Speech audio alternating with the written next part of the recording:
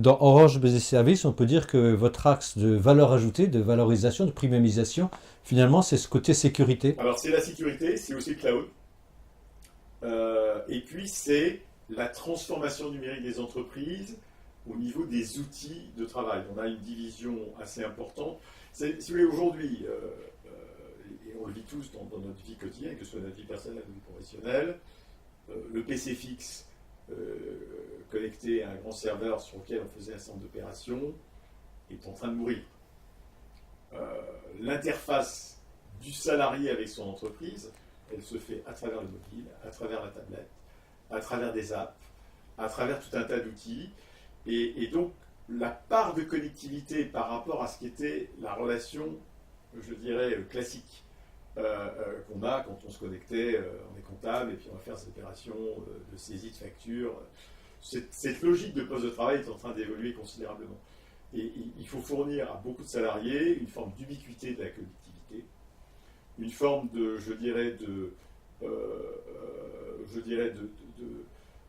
de transparence dans l'usage des outils. Et Orange est très engagé là-dessus, a donc une division assez importante qui aide les entreprises à moderniser leur poste de travail. Tout ceci à travers effectivement le besoin de connectivité, parce qu'il va falloir pouvoir fournir aux salariés la connectivité 4G quand il en a, du Wi-Fi sur le site, et tout ça, c'est à travers le biais de la connectivité qu'on travaille sur le poste de travail. Et quelle est votre position dans le cloud? Alors, une position dans le cloud, aujourd'hui, elle est aussi, alors sur le marché français, elle est importante, elle est beaucoup moins importante sur le marché européen. On est sur le marché français, je dirais, dans les 3 ou 4 premiers acteurs. Et qui sont les autres acteurs sur le marché Ah français? bah vous allez retrouver toujours vous avez évidemment comment dirais-je, vous allez retrouver évidemment les acteurs classiques que sont Atos et un certain nombre de sociétés de services, mais vous avez aussi OVH, qui est un bel acteur français, qui lui a une jolie position. Alors attention de savoir ce qu'on met dans le cloud. Cloud, c'est aussi un mot, je dirais un peu à la mode, pour reprendre aussi ce qui était des métiers plus anciens, comme les métiers classiques de l'outsourcing. Aujourd'hui, les grands de l'outsourcing bâtissent leur chiffre d'affaires qui s'appelait avant chiffre d'affaires outsourcing, ils le bâtissent cloud. Après, dans le cloud, la vraie question, c'est quelle est la part de cloud public, c'est-à-dire de gens qui ont vraiment mis leur informatique, leurs applications sur un réseau indifférencié, de ceux qui ont réorganisé leur métier à travers leurs propres infrastructures. On est quand même encore avec une part très importante de cloud qu'on appelle privé, c'est-à-dire du cloud où c'est une nouvelle organisation des architectures de data center pour un client donné à l'intérieur de ses propres infrastructures, qu'il les possède ou qu'il les choisit. Et ça, c'est également votre métier. On est rentré dans ce métier, oui. Voilà, mais vous n'avez pas la position concurrentielle avantageuse que vous avez pour les télécommunications. Non, mais notre position, qu'est-ce qui fait qu'on est rentré dans ce métier? C'est qu'aujourd'hui, qu'est-ce qui fait que les choses ont changé par rapport à ce que j'ai connu quand il se trouve, j'ai été pendant 22 ans chez Bull, donc de l'autre côté, les métiers de l'informatique et les métiers de la connectivité étaient très séparés jusque dans les années, début des années 2000. Si on regarde les grands trends technologiques, qu'est-ce qui s'est produit? La vitesse de la connectivité.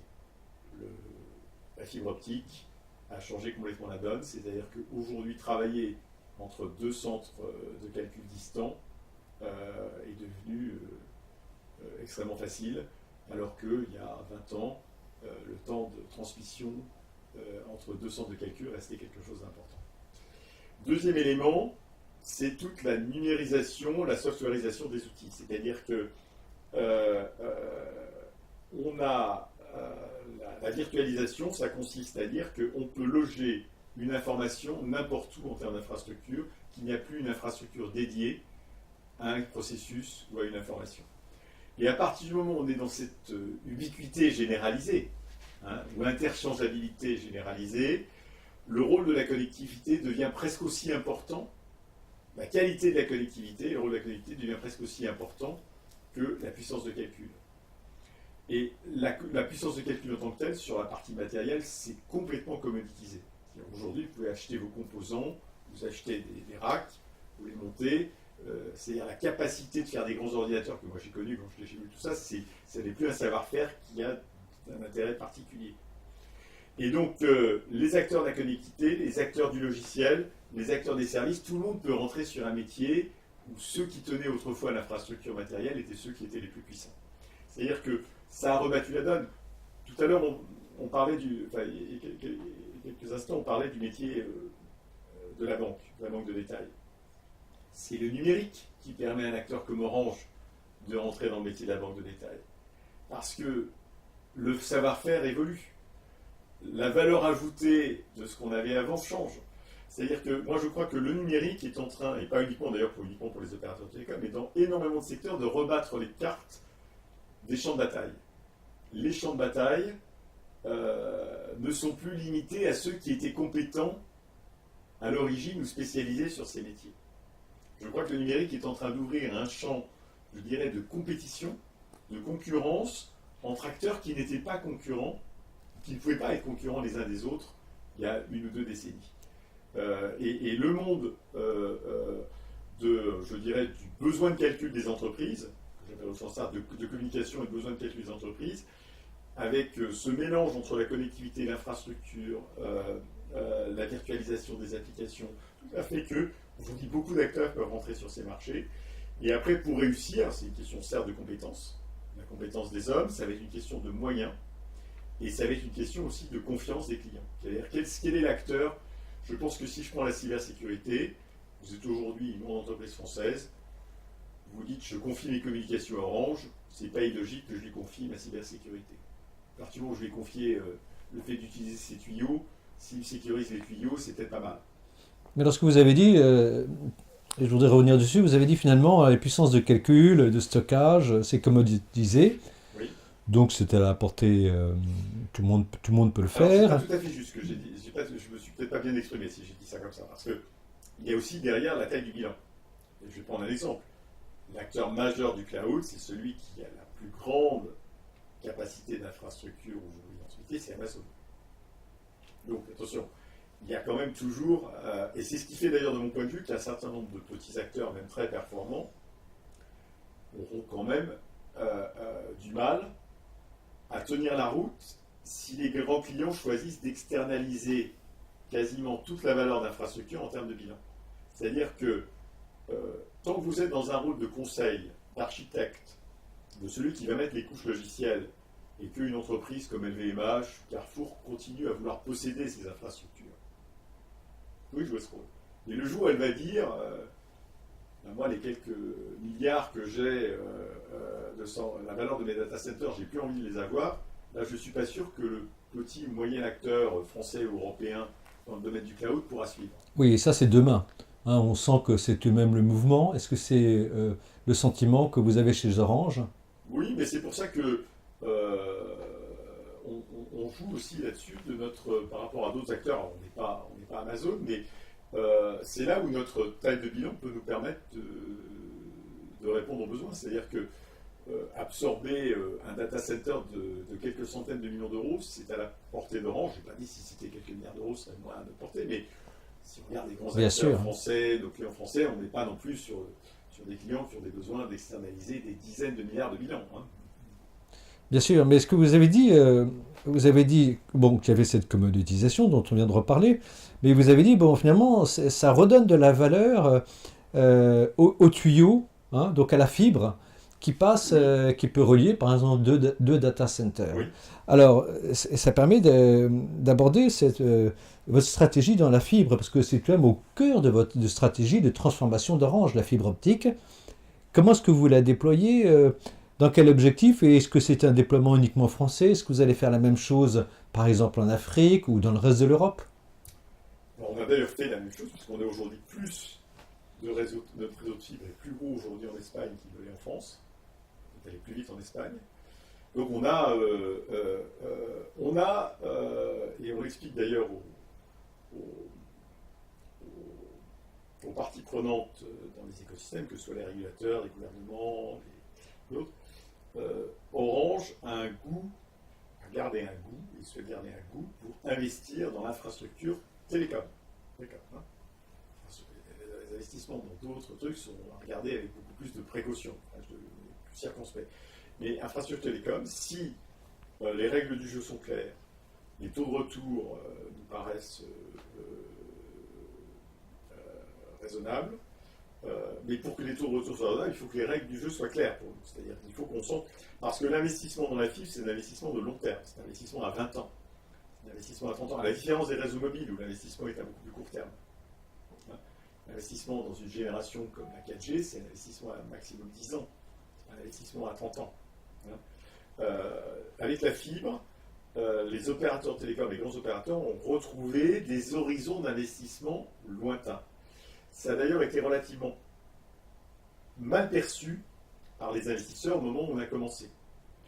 Pourquoi? Parce que Orange a commencé l'investissement de la fibre, un peu comme Telefonica, en avance de phase sur les autres grands Européens, qui ont choisi autre chose, soit de résister à la pression d'environnement, soit de faire d'autres choses comme Deutsche Telekom. Et nos besoins en CAPEX ont été plus importants que ceux de nos concurrents, et avec, je dirais, un payback plus lointain. Sauf que, et ça je pense que quand on est dans le métier de l'investissement et des infrastructures, on comprend bien, quand on est dans le métier de l'investissement et qu'on comprend bien les infrastructures, c'est difficile. D'où d'ailleurs cette envie que parfois les investisseurs ont qu'on se sépare des infrastructures pour qu'elles soient confiées à des gens qui soient plus orientés vers l'infrastructure. C'est que certes le payback est plus long, mais il est plus certain. Est-ce que ça a bâti un avantage concurrentiel? Et je pense que ça bâtit un avantage concurrentiel parce que, le fait d'être le propriétaire des infrastructures, et sur un réseau comme la France, on restera propriétaire de 70% des infrastructures très haut débit de ce pays, on est, même si on baisse dans la partie consommateur, même si on est moins bon, on garde un edge qui est la vente en gros de ce réseau. Parce qu'une fois que ce réseau est construit, il est très difficile de lui créer un réseau concurrent. En mobile, on voit bien qu'on peut difficilement avoir plus de 3 ou 4 réseaux concurrents sur un pays. En fixe, il n'y en a pas plus de 2. Vous n'allez pas accepter, une fois qu'on aura creusé les tranchées et tout ça pour aller à un truc, en faire un second, pour être sûr qu'il n'y a pas un peu de concurrence sur le réseau, qu'il n'y en aura pas au troisième. Donc c'est une valeur patrimoniale, mais est-ce que c'est une valeur stratégique, notamment pour Orange Business Services, dans le cloud, dans le déploiement de la numérisation? C'est une valeur patrimoniale, c'est aussi une valeur stratégique pour le business consumer, parce que 80% de l'usage de ça, c'est quand même encore pour le consommateur, hein, c'est plus que pour les entreprises, il faut toujours se rappeler.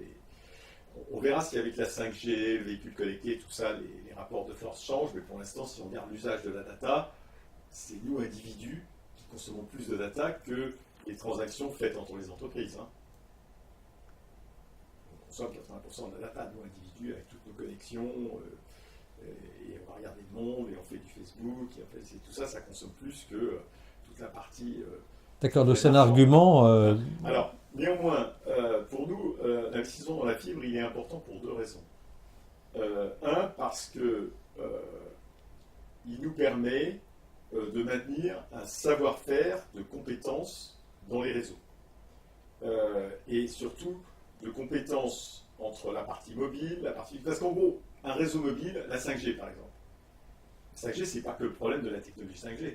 C'est tout le réseau de fibres sous-jacent qui va fibrer les antennes. Il n'y a pas de 5G efficace s'il n'y a pas derrière les antennes un réseau de fibres.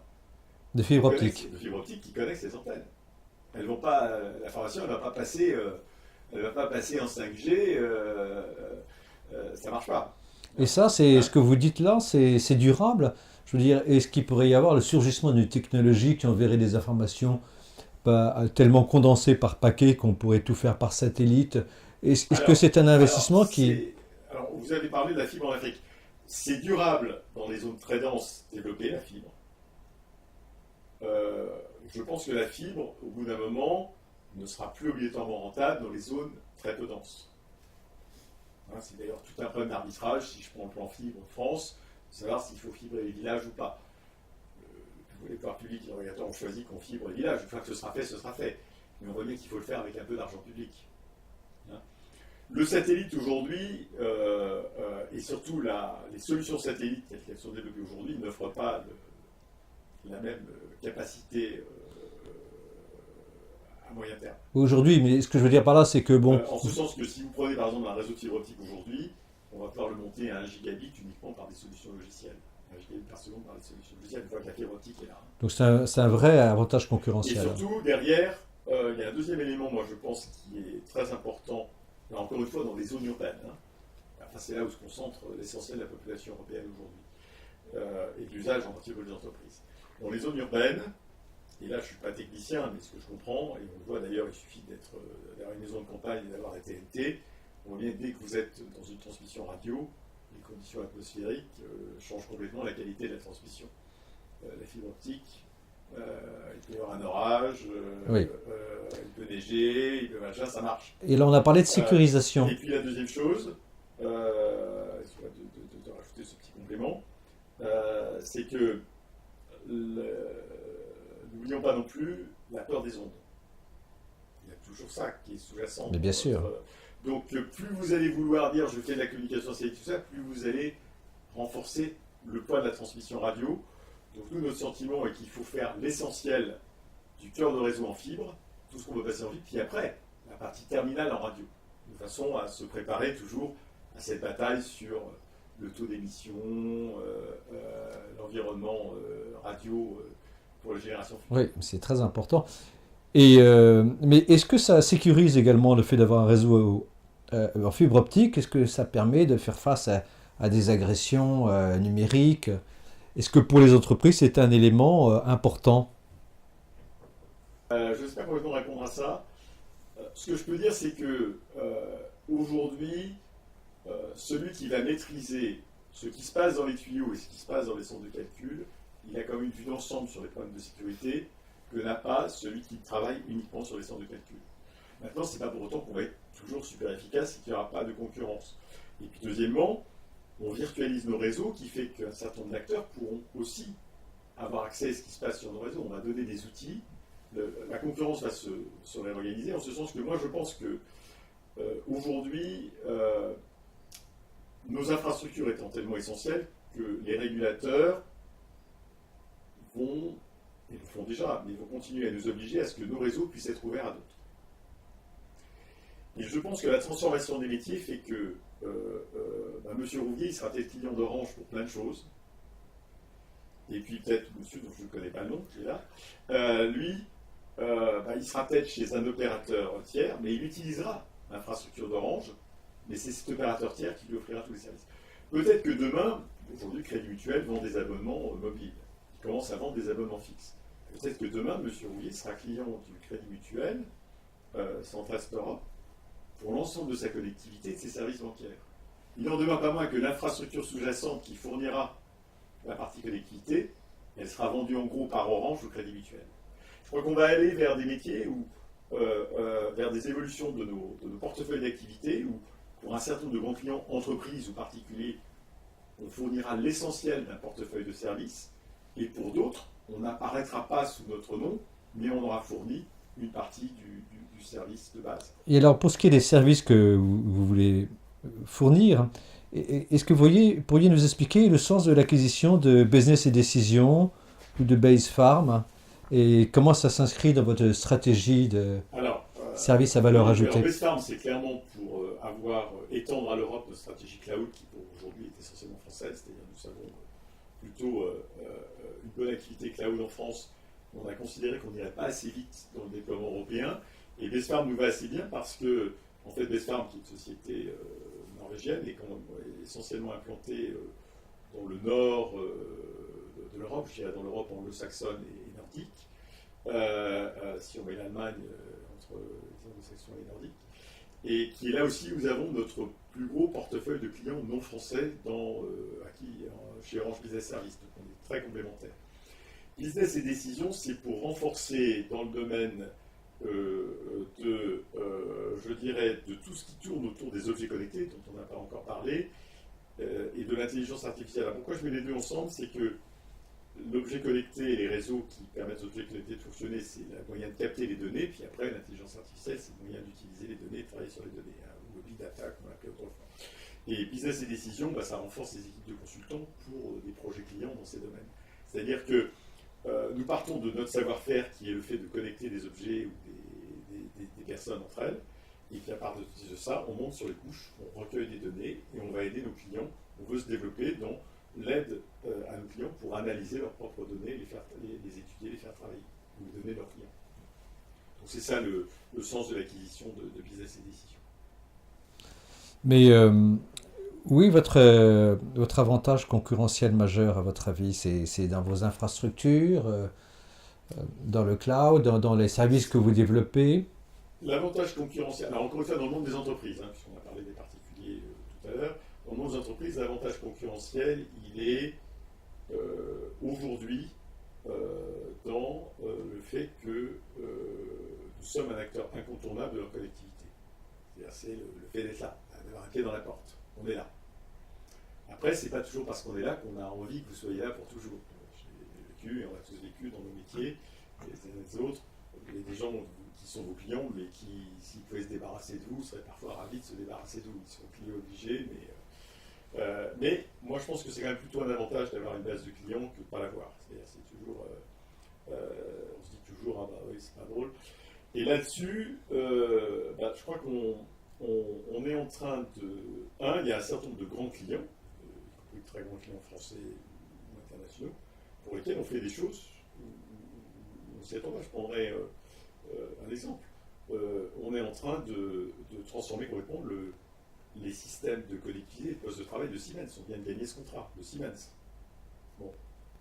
Ça veut dire qu'une entreprise comme Siemens, qui est quand même pas complètement innocente par rapport aux opérateurs de télécom, puisqu'elle était un grand fournisseur du monde des télécoms autrefois, donc on n'est quand même pas des inconnus les uns pour les autres, considère qu'on a aujourd'hui atteint un niveau de compétence, de savoir-faire, et puis derrière, de répondants dans l'entreprise. C'est-à-dire que quand vous engagez une transformation de votre entreprise, vous avez deux choix possibles. Soit vous vous dites, je choisis des petits acteurs que je vais pouvoir manipuler à ma guise, c'est souvent la tentation des équipes à la base, je vais choisir, non pas mes copains, mais des gens que je vais pouvoir les pressurer, machin.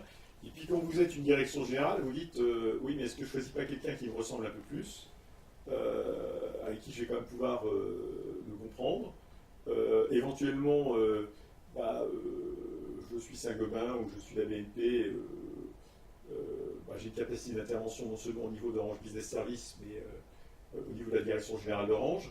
Il y a un peu tous ces éléments-là qui rentrent en compte dans une prise de décision de grands clients. Il y a le savoir-faire, il y a la taille du bilan. C'est-à-dire, j'ai des pénalités, il va les payer, la boîte ne va pas déposer son bilan. Vous signez un gros contrat avec une petite boîte, elle n'exécute pas son travail. Vous voyez, il y a tous ces éléments-là qui entrent en compte dans un jeu concurrentiel. Oui, Après, mais c'est-à-dire que... Vous savez, dans le monde de la grande entreprise, on peut avoir des grandes stratégies par secteur, par tout ça. Dans mon expérience, là, depuis maintenant bientôt 30 ans, c'est qu'il y a encore beaucoup de choix. Chaque grande entreprise, c'est un projet particulier. Plus l'entreprise est grosse, plus elle va être traitée de façon particulière. Moi, elle a envie d'être traitée comme étant dans un secteur. D'ailleurs, elle se dit, si vous faites ça pour mes concurrents, c'est bien, mais c'est peut-être pas si bien, parce que ça veut dire qu'il y a toujours un débat, mais je ne veux pas obligatoirement exactement la même chose que mes concurrents. C'est toujours une grande question. Les banques en particulier sont un exemple assez intéressant sur ce sujet. Donc moi, je pense que c'est à la fois montrer votre réussite sur un certain nombre de projets précédents, montrer la compétence de vos équipes et que vous êtes au cœur de cette transformation numérique. Je pense qu'un des enjeux pour Orange, c'est de montrer que parmi les acteurs européens, nous sommes un de ceux qui maîtrisons le mieux, pas être seul, et on n'est pas parfait sur certains sujets, mais je pense qu'on est un de ceux qui maîtrisons le mieux ce qui se passe dans ce secteur. Il y a aussi encore des équipes de recherche avancées en matière d'intelligence artificielle, de 5G, de ce qu'est la connectivité de demain. L'équipe connectée, par exemple, on est un des 4 ou 5 acteurs européens à comprendre à peu près ce qui se passe dans le domaine des véhicules connectés, en dehors des grands constructeurs automobiles. Vous voyez, c'est un peu tout ça. Donc quand on discute avec Renault, on considère qu'on, je ne devrais pas dire ça, mais ils n'ont pas envie de discuter avec nos concurrents français. Sur ces sujets-là, la bataille ne se fait pas avec les concurrents français. Elle se fait avec les quelques grands acteurs mondiaux. C'est très clair. Et cette stratégie d'Orange, qui est d'être sur plusieurs fronts, à partir d'une base très forte, est-ce qu'elle se différencie de celle de ses grands concurrents? Est-ce que Deutsche Telekom, Telefonica, nous en avons parlé, mais peut-être également des acteurs américains? Est-ce Est-ce qu'ils ont à peu près la même stratégie que vous ou est-ce que vous êtes Alors, dans le monde de vraiment l'entreprise, différents? dans le monde de l'entreprise, on est plusieurs à avoir cette stratégie. Par exemple, avec Deutsche Telekom, on fait un certain nombre de choses en commun. Alors, on a un petit peu les mêmes visions stratégiques. On part néanmoins de portefeuilles de clients qui sont différents, ne serait-ce que par la structure de l'économie allemande et la structure de l'économie française ne sont pas les mêmes. Donc on n'a pas, nous on est beaucoup plus avec des entreprises de services, des banques, des choses comme ça, où ils sont un peu plus ils sont plus beaucoup présents dans le monde industriel. Donc le poids par exemple de la robotique, c'est un sujet plus important pour Deutsche Telekom que pour nous. Hein, ça explique un peu les portefeuilles de clients de chacun. Après, dans le monde du consommateur, on n'a pas la même stratégie les uns les autres. Alors, dans les contenus, on peut considérer aujourd'hui que des acteurs comme Deutsche Telekom, Orange, Telefonica ont des stratégies assez comparables. Ici, je prends le monde des services financiers, c'est un choix un peu particulier d'Orange par rapport aux autres. Pourquoi? Parce que le marché français nous a paru plus ouvert pour le faire, peut-être que le marché allemand n'apparaît à nos amis de Deutsche Telekom. Je pense qu'il y a un petit peu de ça aussi. Je crois que les marchés de télécom grand public restent encore très différents d'un pays à un autre.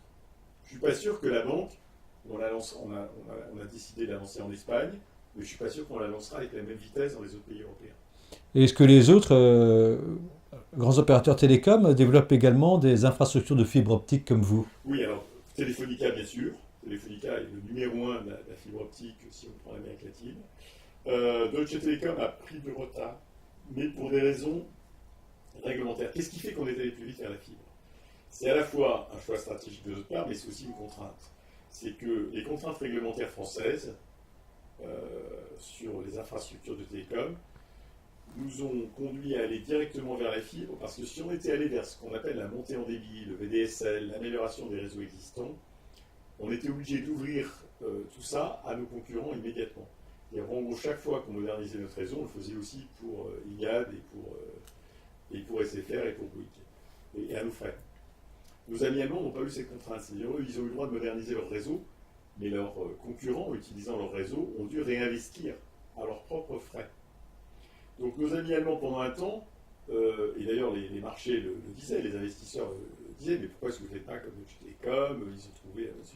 Sauf que la modernisation progressive, elle a bien marché jusque, je dirais, maintenant, et elle commence à poser des questions, parce que dès que vous gardez un morceau d'ancien réseau dans votre réseau, vous n'atteignez pas les capacités maximales de fonctionnement de la fibre. Alors que le fait d'aller faire ce qu'on appelle le FTTH, le Fiber to the Home, la fibre jusqu'à l'entrée de l'appartement ou de la maison, fait que vous êtes opticalisé tout du long. Ce qui veut dire qu'une fois que vous avez fait ça, vous êtes tranquille en termes d'infrastructure matérielle pour les 30 ans qui viennent. Si vous avez gardé encore un morceau de cuivre, qui est la partie terminale, il va bien falloir le changer un jour. Et le problème, et donc vous allez vous retrouver avec un problème, et vous limitez en plus les capacités, puisque vous allez changer de technologie, donc vous allez créer des perturbations dans l'infrastructure. Donc il y a Telefonica et vous finalement. Il y a Telefonica et nous, mais Deutsche Telekom commence depuis cette année, sous la pression, d'ailleurs le gouvernement allemand, difficilement arrivé au pouvoir, dans le cadre des négociations de la coalition, a pris un engagement d'aller beaucoup plus vite sur le développement de la fibre. Donc maintenant, Deutsche Telekom est soumis à cette pression. Oui. Et les Américains, les Chinois? Alors les Américains, les Chinois, oui, bien sûr, il y a la fibre. Les Chinois, oui, les Chinois font beaucoup de fibres, les Japonais font beaucoup de fibres, les Coréens font beaucoup de fibres. Les Américains, c'est différent parce qu'il y a un très gros réseau câblé, il y a du câble, qui est moins présent. Alors pourquoi est-ce qu'on fait beaucoup de fibres en France et en Espagne? Parce que le câble n'était pas très puissant aussi. Hein, on fait beaucoup moins de fibres en Belgique parce que le câble est très puissant.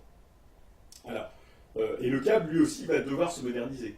Il va devoir aller complètement vers la fibre. À horizon de 20 ans ou de 15 ans, entre un réseau initialement fait avec du câble coaxial et un réseau fait avec du cuivre, ce seront deux réseaux optiques qui seront très comparables en termes de technologie. Mais pourquoi est-ce que les États-Unis évoluent pas de la même façon? Pour deux raisons. Un, aucun opérateur n'a aujourd'hui un monopole, c'est-à-dire que les réseaux américains sont des réseaux de gruyère un peu partout. Donc, donc ce qui fait que c'est pas simple pour quelqu'un de dire j'investis en fibre optique et puis en mobile et puis je vais avoir une offre convergente. Si vous discutez avec les dirigeants d'AT&T ou Verizon, pourquoi est-ce qu'il n'y a pas d'offre convergente aux États-Unis? Bien, c'est parce que je ne peux pas les publier, je ne peux pas avoir une commercialisation de ça sur tout le territoire américain. Ça, c'est une première raison. La seconde, c'est que aux États-Unis aujourd'hui, vous avez, je dirais, vous avez eu un quasi... Alors je pense que les choses ont changé avec la montée en puissance de Netflix et des autres, mais vous avez eu quand même un quasi-monopole du câble qui a tenu les infrastructures en l'état. Qui tenait à la fois les contenus et les infrastructures. Je pense que tout ça est un peu en train de bouger vite. Sur un pays comme le Canada, les câbleaux se sont énormément modernisés. Ils ont fait l'opticalisation que nous, opérateurs de cuir, avons fait. Pour des Bell, Canada, la modernisation est quand même extrêmement rapide. Pour terminer, est-ce que c'est possible pour vous de répondre de manière synthétique à cette question difficile, ou est-ce que vous pensez que dans le monde à venir, où est-ce que sera la valeur dans un monde numérisé? Est-ce qu'elle sera dans la sécurité? Est-ce qu'elle sera dans le stockage? Vous avez répondu que non. Est-ce qu'elle sera dans les réseaux? Je pense que on pourrait être quand même maintenant depuis plusieurs décennies dans ce secteur des TNT. On a vu beaucoup d'étoiles pâlir, donc des gens qui en apparence tenaient un business, ne plus le tenir 10 ans plus tard. Les grands acteurs de l'informatique, même américains, des années 80 ou des années 2000, ne sont plus du tout les mêmes. Prenez, on attend toute la bataille de l'Union européenne d'aujourd'hui contre Google, c'était contre Microsoft autrefois. Plus personne aujourd'hui considère que Microsoft est une situation de monopole, même si c'est une entreprise qui gagne encore beaucoup d'argent. Moi d'ailleurs, la seule entreprise du secteur informatique qui arrive à résister dans la durée, c'est IBM, qui arrive à chaque fois, qui est aujourd'hui un des géants de l'intelligence artificielle, à travers Watson, et qui arrive à se régénérer. Alors, deux ou trois choses. Un, moi je pense que ceux qui possèdent les infrastructures, parce que les infrastructures ne sont pas multipliables à l'infini. Alors il peut y avoir, on se dit toujours, est-ce qu'à travers le satellite on remplacera les réseaux fixes? Est-ce que... Bien sûr, il y a toujours la menace qu'une autre forme d'infrastructure supplée la précédente. Mais moi je pense que ça prend du temps et qu'en particulier dans les zones très urbanisées, une fois qu'on aura des très beaux réseaux de fibre optique, ce sera quand même ce qui est le plus robuste et de plus, je dirais, exploitable sur le long terme. Donc être un acteur de ce monde-là, ça reste un atout. Après, dans le domaine de la valeur du numérique, ça va dépendre beaucoup des compétences que vous avez et de la capacité de réaction de vos équipes internes. C'est-à-dire que moi, je pense que la valeur, dans la durée, elle sera justement dans la capacité d'adaptation et pas dans se dire je tiens quelque chose de façon permanente. Peut-être que la cybersécurité, ça va être un outil pour tenir la valeur pour un temps, mais il va falloir peut-être flexible. Peut-être que demain, on aura des solutions d'objets connectés qui font que c'est plutôt là où il faudra maîtriser les choses. Après-demain, ce sera peut-être autre chose. Je crois quand même que la sécurité, ça reste une composante importante, parce qu'on va aller vers de plus en plus d'échanges d'informations, de plus en plus d'objets qui communiquent, et que le besoin de sécurité, lui, alors, il ne fait que croître. Parce que les attaques vont se multiplier, et donc le besoin de défense va croître. Ça, je crois que ça reste, si je dirais, dans ce qui est probablement pérenne dans la décennie qui vient, l'investissement en sécurité. Mais pour ça, il faudra rester un acteur extrêmement agile dans le domaine de la sécurité, parce que les attaques d'aujourd'hui ne sont pas les attaques de demain. Gervais Pellissier, merci beaucoup. Merci.